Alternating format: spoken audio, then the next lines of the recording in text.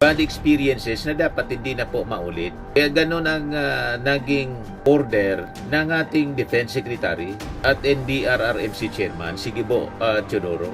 Pinagtatawanan po. Yan sabi ni Gibo, wag nang matigas ang ulo. Nakiusap si Defense. Ayon sa kalihim, marami pa rin ang hindi sumusunod kapag pinalilikas ng maaga kaya nalalagay sa peligro. Babala ni Secretary Teodoro, labag sa batas ang hindi pagsunod sa force evacuation. Base naman sa datos ng Office of Civil Defense, umabot na sa halos 1 milyon ang inilikas dahil sa bagyo. Tapos tingnan ninyo ang mga reactions po. May mga December 28, 2021. Sabi dito sa report ng Philippine News Agency, Duterte to give 5,000 pesos each to families hit by Odette. I am giving nagbabagang mga balita at pagtalakay sa mga isyu na lipunan. Bulsa, opinyon, banat at paglalantad sa katotohanan. Bulsa, what you see is what you get. You decide. Presidente Maravillas. Update namin po kayo sa mga kaganapan dito sa amin. Tuloy-tuloy ang clearing operations po after na makalampas na dito sa amin po ang bagyong si Uwan. Yan yung Legazpi Boulevard, mga kababayan. Tuloy-tuloy ang clearing operations ngayon.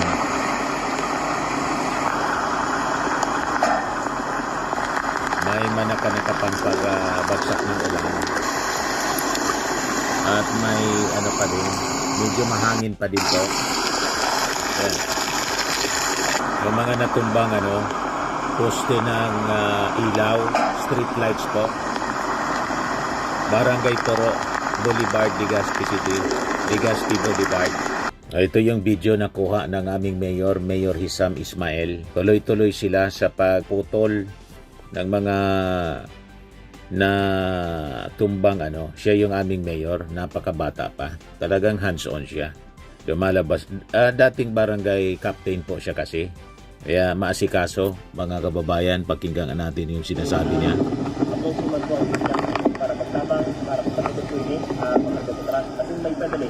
Alam ko po, nakulo ng upload o request kasi po yung mga padamang Legazpians, pero syempre pupunan na po muna as ipag-priority na ang National Highway kasi para po sa true input kita. National Highway yung unang lilinisin, siyempre, para madali yung panahon, dito pagsabot, yung biyahe ng mga tao. Tapos ang mga national agencies, ang City Government of Legazpi, sin ang gabos po nagtarabangan para sa bahay at yung kapakaskas sa pagkukuhan o pagkakaray as of now, yaw lagi ko mga uniform personnel, tamong matabang sa mga pagkukuhan po.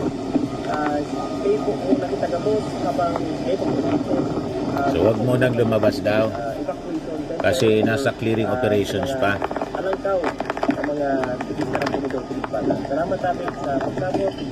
Patagos po tayo ng paro.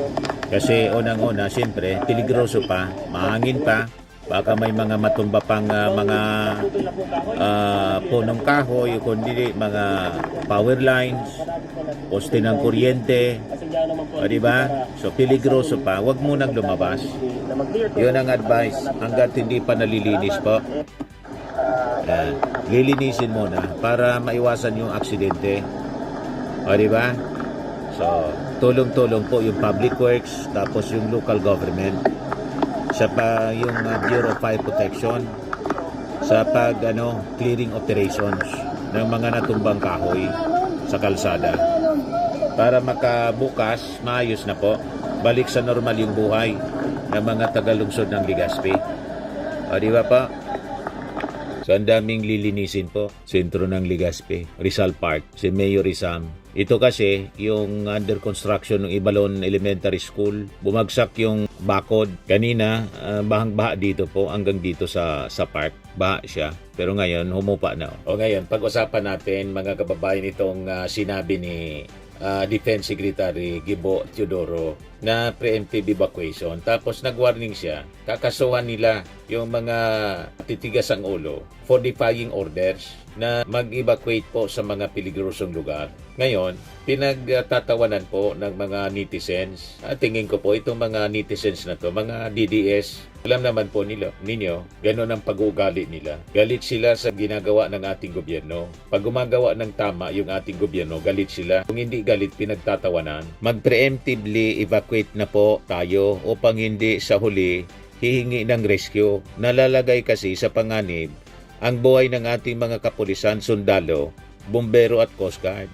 Tama naman po. Yun ang sinasabi natin. Based sa aming experience, ganun. Di ba, ulit-ulit sinasabi ko, sa Bulacan, several years ago, matigas yung ulo ng mga tao, na-trap sa baha. Walang magagawa kundi pilit din yung mga rescuers po. Kasi trabaho nila, kasama yung mga rescuers po sa mga namatay. Yan o, bagyong Karding, flash floods. 5 rescuers in Bulacan killed during Typhoon Karding. Yan ang mga bad experiences na dapat hindi na po maulit. Kaya ganun ang naging order ng ating Defense Secretary at NDRRMC Chairman, si Gibo Teodoro. Pinagtatawanan po. Yan o, sabi ni Gibo, wag nang matigas ang ulo. Nakiusap si Defense Secretary Gilbert Teodoro sa publiko na sumunod sa mga otoridad kapag nagpapatupad ng preemptive evacuation sa mga tatamaan ng Super Typhoon Uwan. Ayon sa kalihim, marami pa rin ang hindi sumusunod kapag pinalilikas ng maaga kaya nalalagay sa peligro. Babala ni Secretary Teodoro, labag sa batas ang hindi pagsunod sa forced evacuation. Base naman sa datos ng Office of Civil Defense, umabot na sa halos 1 milyon ang inilikas dahil sa bagyo. Tapos tingnan ninyo ang mga reactions po. May mga nakatawa. 2009 ang nakatawa. Bakit ninyo pinagtatawanan? Ang tamang estratehiya para maiwasan natin yung casualties and injuries. Bakit ninyo pinagtatawanan? Yan ang problema sa atin po eh. Nawala na sa tamang katinoan, tamang kaisipan ang iniisip ng ating gobyerno kapakanan ninyo. Hindi man pwedeng isubo ng mga rescuers yung buhay nila. Sabi nga natin, di man sila Superman na pwede silang lumipad anytime at pwede ko yung i-rescue. Di ba? So nalalagay sa peligro yung mga kapulisan natin, yung mga sundalo, yung mga bumbero, yung Coast Guard, yung Navy, lahat ng mga volunteers nalalagay sa peligro sa katigasan ng ulo ninyo. Sabi dito ng mga nag-react mga kababayan, nakakatawa mga comments, ang daming mabababa talaga ang comprehension level. Tama naman yung statement, part ng mitigation process. Yan. Sa mga national disaster, in preemptive evacuation, mas mahirap mag-rescue kung critical na ang sitwasyon. Pwedeng pareho na mapapahamak ang i-rescue at rescuers o mahihirapan na puntahan ang i-rescue kung challenging na sobra ang sitwasyon at lokasyon. Masyado kasi kayong politikal maski oras ng kalamidad, mga panatiko sa politiko. Tama mga kababayan. Napakalakas ng bagyo at napakalakas ng ulan. Ayan buong Pilipinas sakop. You see? Super typhoon siya. Pagkatapos ganun yung mga pag-uugali ninyo. Gusto ninyo ito. O tingnan ninyo ito. Sa Aurora. Ayan, mga kababayan. Patik, Dingalan, Aurora. Kasi ayaw pang magsipaglikas. Ayan you see, nagkakagulo sila. O, di ba? Ayaw magsipaglikas. Yan talaga ang aabutin ninyo. Nasa tabing dagat, storm surge, mga kababayan dyan. Napakalakas ng alon. Guys, itong bahay. Ito na. Ito ang seawall. Dahil po sa storm surge. Yan may mga tao pa. Peligroso siya. You see? Mga kababayan. Kasi gustong-gusto nilang kumuha ng video. Gustong-gusto nila ng excitement, ng thrill. Nga dito sa amin, sabi ng aming mayor, huwag mo nang lalabas, magki-clearing operations muna kami. Kasi baka may mga kahoy na biglang matumba, i-clearing muna natin. O may mga kawad ng kuryente, o may mga yero na ilipad. Kailangang linisin muna natin. At kailangang humupa muna yung ulan, humupa muna yung malakas na hangin. Before na lumabas, ako nga, taga-media ako, sanay kami sa mga ganyang operation. Kasagsagan ng bagyo, yung mobile unit namin, sinasalubong yung malakas na bagsak ng ulan at hampas ng hangin. for more than almost 40 years. Ganon yung ginagawa namin. Pero ngayon, wala na ako retired na ako sa mainstream media, hindi ko na ginagawa. Kasi, bakit pa ako gagawa ng ganon? Ilalagay ko lang yung sarili ko sa peligro. So dito na lang tayo sa bahay and bukas lalabas kami para tingnan yung paligid kung okay na. At pagtapos na po yung clearing operations na ginagawa ng ating mga authorities, wag na tayong dumagdag sa problema. Di ba? Ang titigas ng ulo, pag nadisgrasya, ayon, isisisi natin sa ating mga authorities. Ang masaklap, pinagtatawanan pa natin yung ating mga authorities sa kanilang warning. Iisa lang yung buhay po natin. Huwag ninyong sayangin po at ilagay sa peligro pati yung mga rescuers natin. Hindi man sila mga Superman. Pinagtatawanan pa ninyo yung sinabi ni Gibo Teodoro. Anong nakakatawa doon? Pag nadisgrasya kayo, iiyak-iyak kayo tapos ituturo ninyo yung gobyerno na sasabihin ninyo walang ginawa. May ginagawa yung gobyerno, pinagtatawanan ninyo. Anong klaseng mga tao kayo? Ito, dapat Aurora pa din ito. Tingnan ninyo. Nagkakagulo sila. Munti ka na mga kababayan, yung matanda. Munti ka na. Maano do. Sino labilinan niya. Tapos yung lolo nila. Kita ninyo. Nagkakagulo sila. Gustong gusto nila na mag-video. Storm surge. Kasi nandyan na sa Aurora. Yan Kita ninyo? Papunta ng Aurora Province. Malamang tumatama na ngayon. Habang paparating, siyempre, normal yung tumaas yung hampas ng mga alon. Siyempre, sa lakas po ng hangin. Lalamunin sila kasi nasa coastal area sila. Nasa baybayin mismo. Dapat ang lahat ng mga baybayin, klarado siya para maiwasan po yung possible storm surge.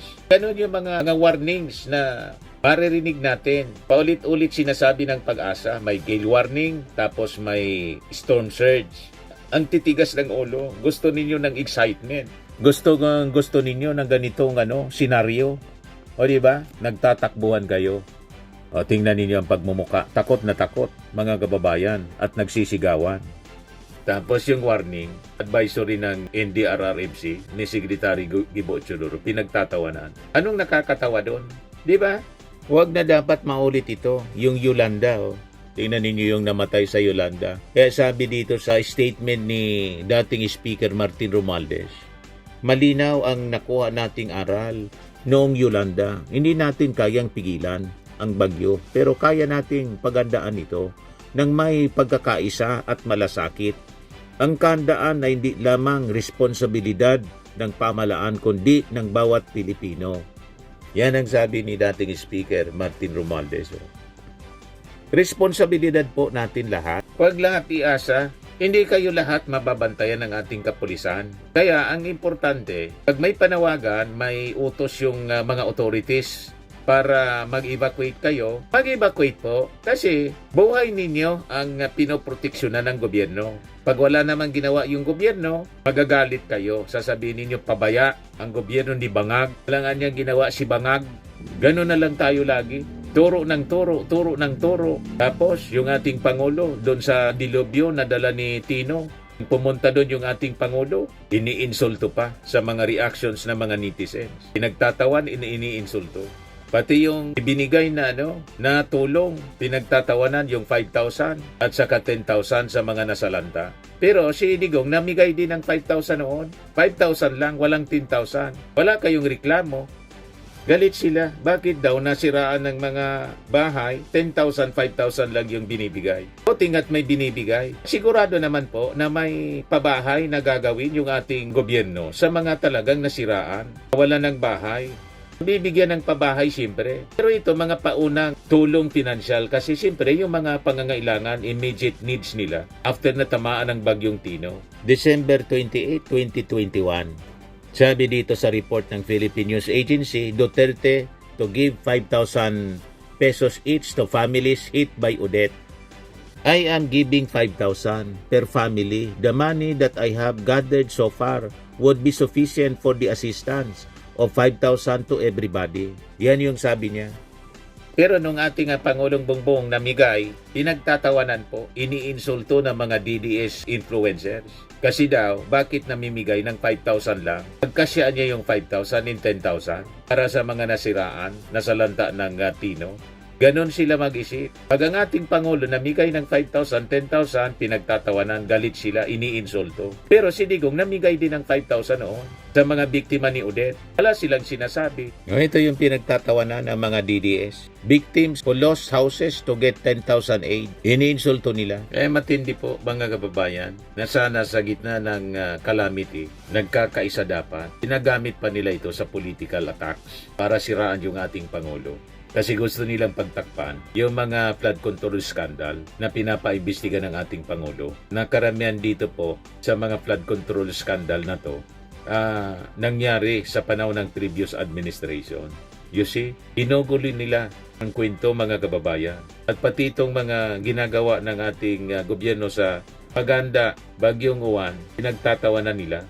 Kaya sabi dito ni Mary Aiko, why are people laughing? Sinasabi niya lang naman, lumikas na agad. Bakit may ibang usapan? Totoo namang matigas ang ulo ng iba sa atin.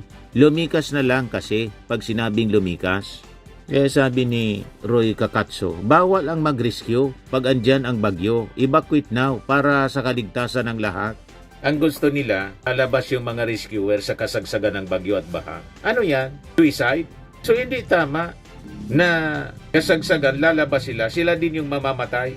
So ngayon, napaparating pa lang ang bagyo, dapat nasa evacuation center, kaya nga preemptive evacuation para ligtas yung lahat at hindi kailangan ang pagsuong sa peligro. Kumbaga, may rescue team pa rin para doon sa mga in case of emergency na hindi inaasahan. Despite na ginawa yung preemptive evacuation, may mga lumabas pa rin at may naibang direksyon. Limbawa ng baha, may sasaklolo kahit papano. Pero usually dito sa amin, yun ang aming binibigyan ng emphasis sa mga warnings sa aming broadcast sa radyo. O walang sisiyan ha, baka maya-maya ay tatawag dito sa amin, pare-rescue kayo. Bahala kayo sa buhay ninyo. Kasi hindi Superman ang mga rescuers. Isusuong yung buhay sa kasagsagan mismo ng bagyo. O sila din yung malulunod.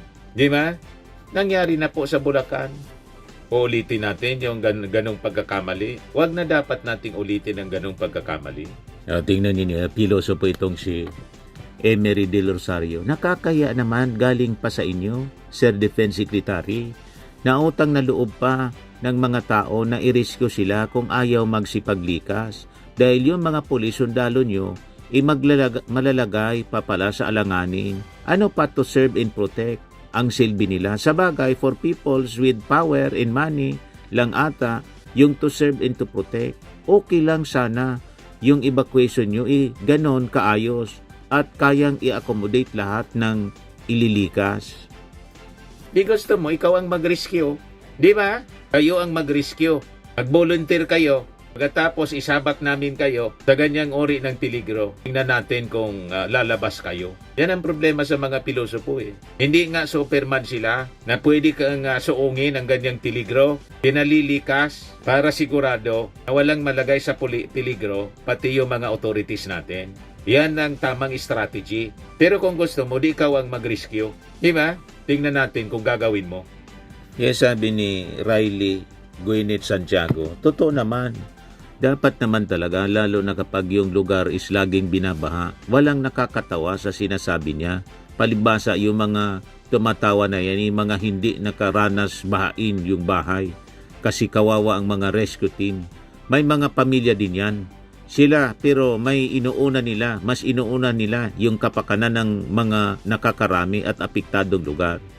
Correct. Pero kung yan ang gusto ninyo, di mag-suicide kayo dyan. Ayaw ninyong umalis, di bahala kayo sa buhay ninyo. Buhay ninyo yan eh. Pero huwag ninyong sisisihin yung ating mga authorities na nag-warning na. Patiwakal kayo kung gusto ninyo. Di ba? Ganon lang, mga kababayan. Ganito yung ganyan ang sinasabi namin mismo sa radyo. O yung gusto magpatiwakal, dyan na kayo. Gusto na ninyong tapusin yung buhay ninyo, huwag na kayong umalis dyan. Diyan lang kayo sa tabing ilog para lamunin na ang buong bahay ninyo at mawala na yung mga taong titigas ang ulo. Ganon ang sinasabi namin. Mabawasan yung mga pasaway dito sa mundo. Lamunin na kayo nga landslide at sa kabaha. Biyo pa. Yan ang ginagawa namin. Mga kababayan, anong ako nasa mainstream media pa, nag-aangkor ako during typhoon. Lagi ko yan sinasabi. Sabi ko, hindi ko kayo tinatakot. Pero sasabihin ko sa inyo, sawang-sawa na kami sa pagwawarning sa inyo. Kung gusto ninyo magpatiwakal, pala kayo sa buhay ninyo. Isasama namin kayo sa casualties.